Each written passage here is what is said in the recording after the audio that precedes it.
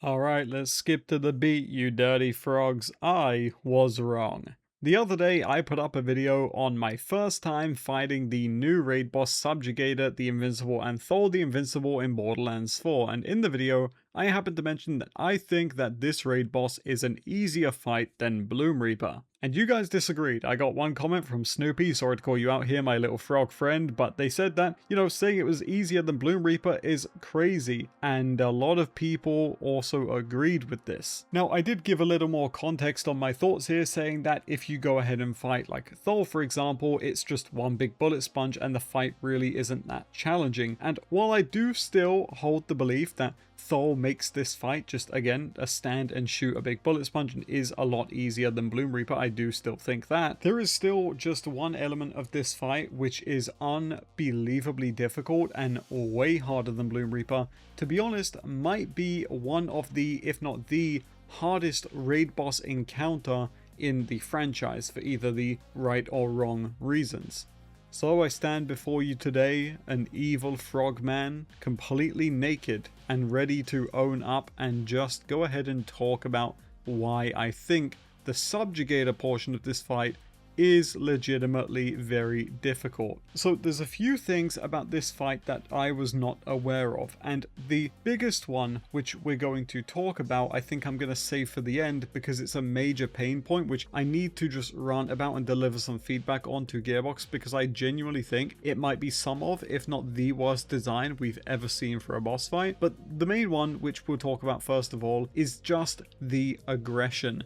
The Subjugator fight compared to the Thor fight is so unbelievably aggressive. If Bloomreaper is the boss that runs away from you, Subjugator is the boss that just does not let up. It literally does not matter if we're talking about the giant Subjugator that you fight when you first go up, which will just barrage you with a ton of attacks, which we'll get to in a second, or when you get further into the fight and Subjugator jumps down into the arena in his more normal sized form. He is so unbelievably aggressive and does not give you time to breathe, and it is genuinely suffocating, which I think is the best way to put that there. And for a lot of people that causes issues, especially people who use self-damage items like, for example, the Honey Bunch's rocket launcher, right? You just can't take that up against Subjugator in his second phase without getting completely collapsed on top of and downing yourself. Also, back on the giant phase of Subjugator, he unleashes an unbelievable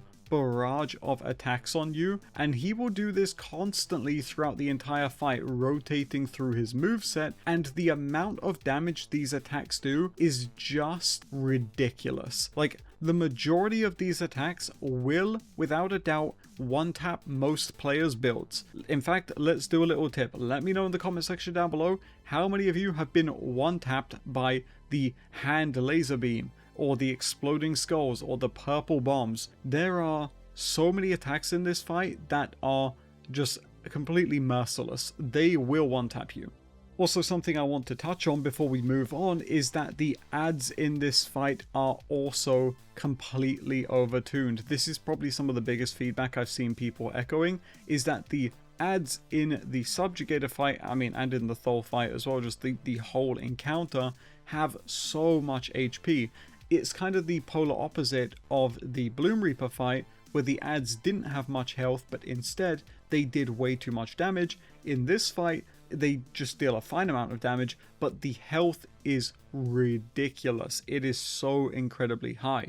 And now the final thing I want to talk about, which really opened my eyes to just how difficult this is, which I didn't really experience when I first played this boss, and why it didn't factor in when I thought about the difficulty of this boss, is that the second phase of Subjugator has a forced immunity phase, which transitions them into a mechanic which quite literally gives them probably the most unfair mechanic in the history of Borderlands. For those of you that don't know, when you get to 50% of the health bar for the final Subjugator phase, it will look at the most damage it took from a specific element that you dealt to him, and then it will give him Elemental Ether for that element.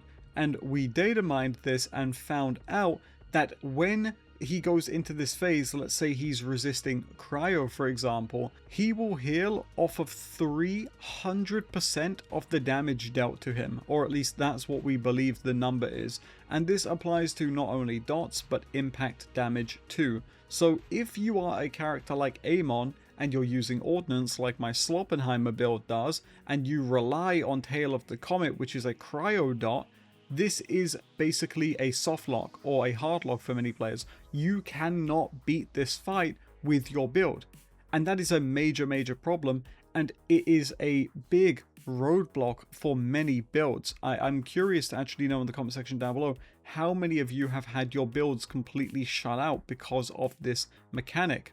Now, I have heard that the longer you go in the fight, it will rotate, but in order for it to rotate to a different element, you've basically lost the chance at platinum, which a lot of people want to chase, obviously, for better loot. So it's an extremely problematic mechanic because, again, most of Amon's damage that he does comes from dots. Right? Like, he has Blackout, that is Shock. He has Tail of the Comet, that is Cryo. Like, you can't just move away from this mid-fight unless you do something extremely niche, and you have an extremely min-max build, way further ahead of what should be required for an Invincible, and that's coming from someone who plays this game a lot more than the average player. It's so bad that I would genuinely lean on calling it borderline unfair, and straight up, if it was up to me, I would remove the mechanic tomorrow. Now, outside of all this, I will say that the fight in general is very good and just very fun. It is probably one of the better fights in the franchise, period. It's just a very cool setting.